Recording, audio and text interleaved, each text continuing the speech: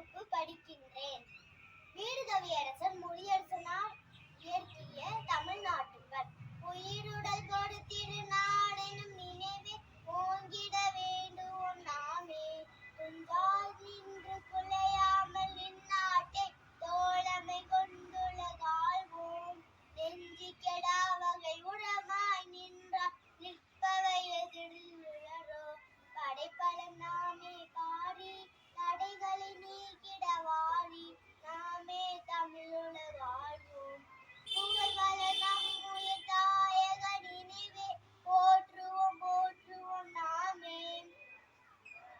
நலமே மிகவே பெறவே பல பல நலமிகவே.